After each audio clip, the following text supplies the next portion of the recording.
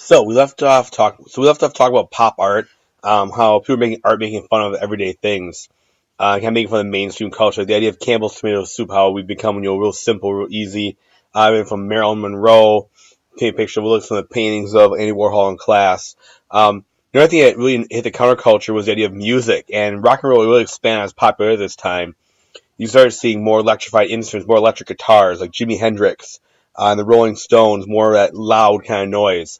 Um, and really the lyrics became a big part of everything here. Okay, the lyrics became a big part about the hippie or even the anti-war causes, which side what it was. I mean, talking about peace or the environment, racial equality, drugs, the anti-war movement. The lyrics all kind of played a role. It's almost like poetry, kind of sharing a view of everything.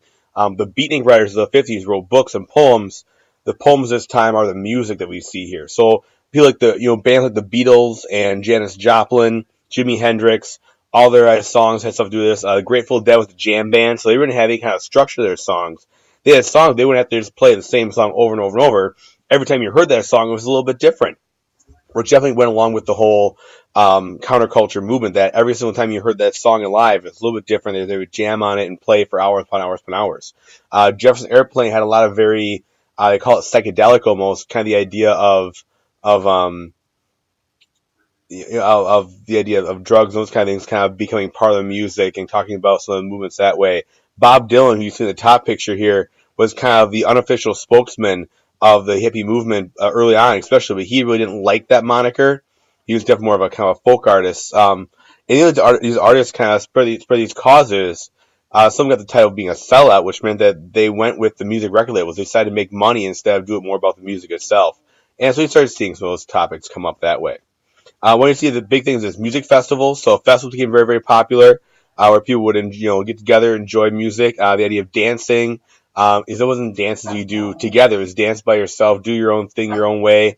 And the new dance became, you kind of be an individual within this huge group of people, enjoy music, and that kind of stuff at these big festivals would play for some of these days that matter. The most famous one being Woodstock in 1969, New York, upstate New York, at an old military base where it's supposed to be, a small festival, and all of a sudden everybody came, and it became a huge deal. There were mud pits and storms and mudslides. This huge 3-day event of music became, that was supposed to be pretty small, but became a really, really big thing in the end. You really kind of go watch a couple clips from Woodstock in class. So the question is, how widespread was this movement? All reality, it wasn't that widespread. I mean, there are a few communities that were a part of this, and a few people, that were different places, but it wasn't really big. Not all people in the 60s were hippies. Actually, very, very few were kind of hip at that hippie brand.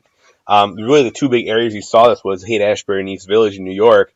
A lot of hippie wannabes out there, though, and you kind of take little parts of the hippie ideas and put them in their culture.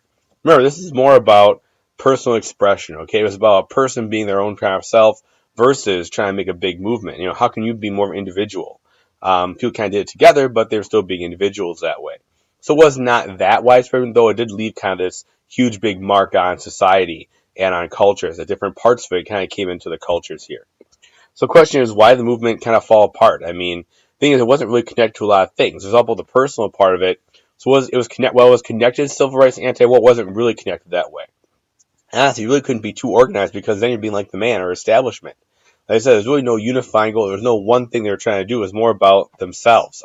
Something's also made the hippie movement look bad. At the Altamont Music Festival in California, they decided to hire the Hells Angels motorcycle gang as security guards. And during the concert, they actually stabbed a guy and kind of made things look bad. It was kind of the end of those big peace and love music festivals where you have your security stabbing people. And really the big, unifying strand was the anti-war movement against Vietnam. And as that fizzled out, so did the movement. There was some like Save the Whales, and Environment, and No More Nukes, that kind of thing. But it wasn't that big unifying sense. Thanks for listening, guys. We'll talk about this more in class. See you guys later.